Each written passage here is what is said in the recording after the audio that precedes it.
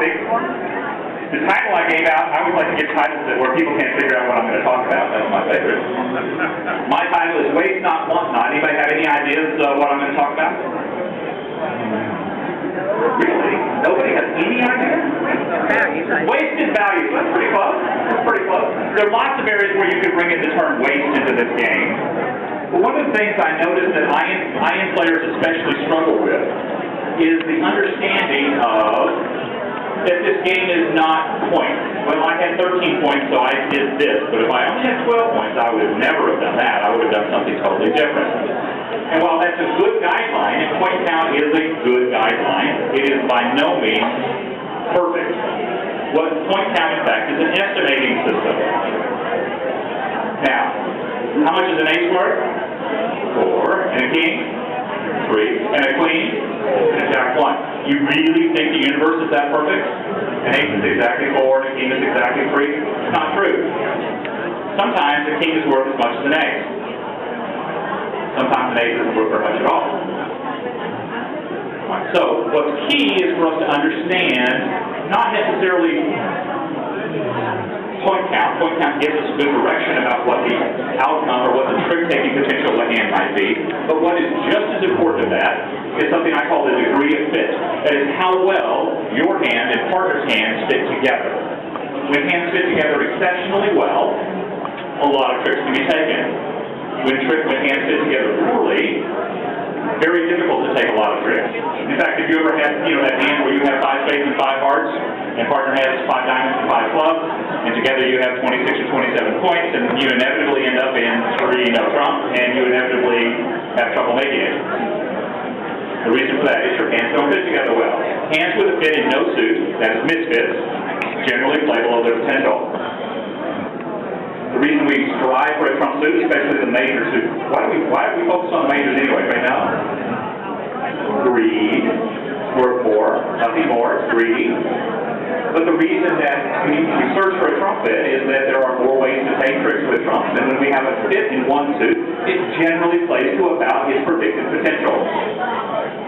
Hands that have a fit in more than one suit often play above their predicted potential. So if you have a fit in hearts and you have a fit in clubs, I understand what I mean by fit? Not if you're out there. Okay. 8 cards or more. So the more your hand fits well with partner, the greater potential it has. We're often faced with close decisions. Let's face it, everybody in the game gets the easy hand strike. Your 4 triple 3 with 4 clubs and 12 high card points, and partner opens 1 no trump. Everybody else in the room bids 3 no trumps. That's not a bidding problem. Everybody's going to be there. The result will come out as a result of the play and the defense. But we're talking about bidding decisions where you have close decisions. Partner makes a limit raise, 1 spade, 3 spades. And you've got to decide, is this a hand where I bid game or is this not a hand? Or a hand where I have to stay out of game? Close decision. Or a hand where partner makes a single raise. Should I try for a game or should I just let it go?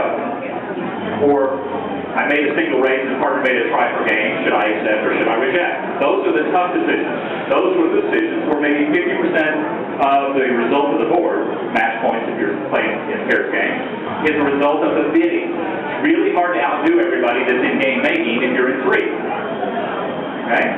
So, the key is what we want to do is improve our chances, improve the opportunities we have for finding out how our hands fit together well. And there's a bunch of chances and a bunch of ways that are built in to a lot of the popular treatments and conventions out there today.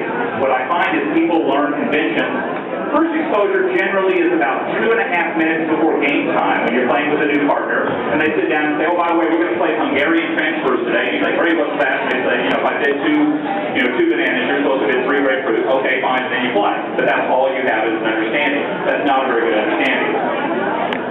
What we want to focus on is some of the things in the game that help you understand how well our hands fit together.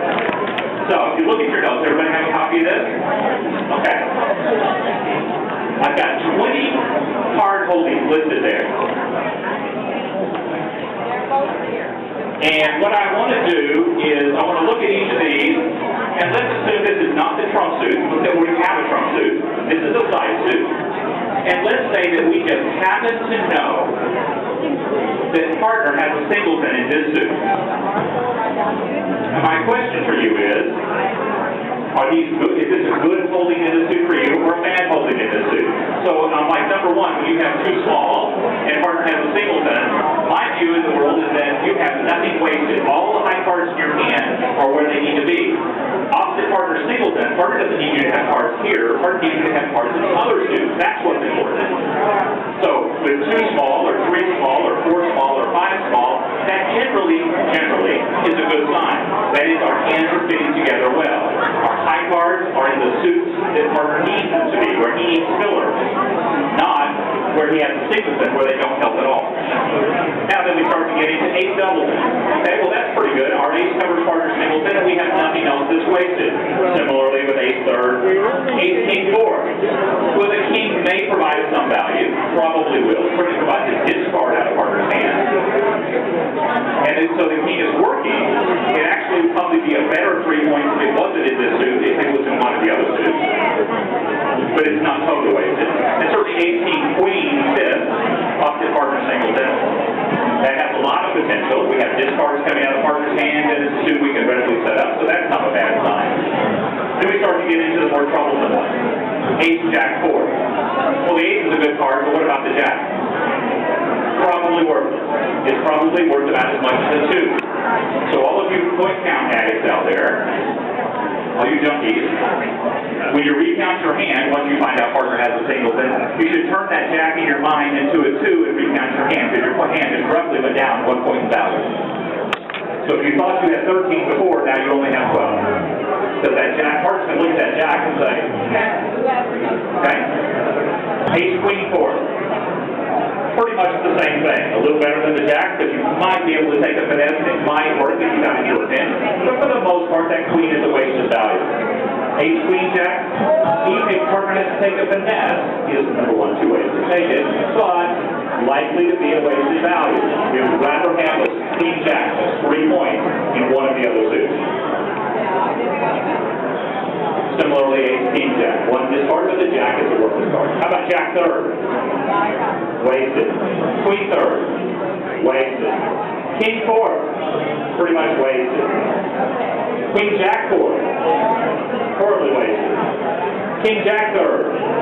Yuck. King queen third? Oh crap, I wish I had someplace else. King 10 fourth? Horrible. King jack 10 fourth? Horrible. Because they're not, those values are not where partner needs them to be. These are the kinds of telltale signs that you need where you should be going low. Not pressing, not accepting the invitation, not making the invitation, not accepting the invitation, but going low, rejecting the invitation if you're on a close call. Now if you have a clear acceptance, you accept. But if you're on a close decision, the close decisions are the ones that make the difference. The close decisions are the ones. When it's a clear-cut decision, everybody gets it right. The results are results of the play of the defense, not the bidding. The close decisions that make the difference in a game. And you will have 3 or 4 or 5, depending on the game, close decisions in a given session.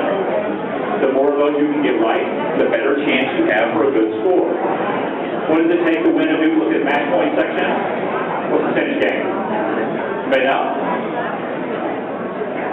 They did a study several years ago and they estimated that on average, if you got a 57% game, you have a 50-50 shot at winning your section.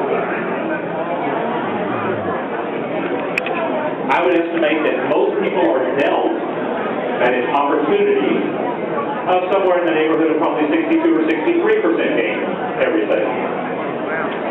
So if you're only coming back with 51, that means you let 10 or 12 percentage points kind of slip through your fingers. A lot of those can occur on situations such as this, where you simply made an ill-advised judgment about how well your hand fit with partner. You zigged when you should have zagged.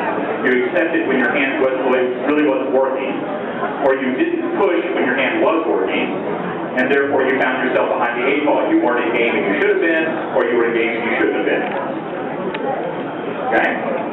So, the question comes now that we have this useful bit of trivia, okay, I now know that sometimes my cards are working and sometimes my cards aren't working.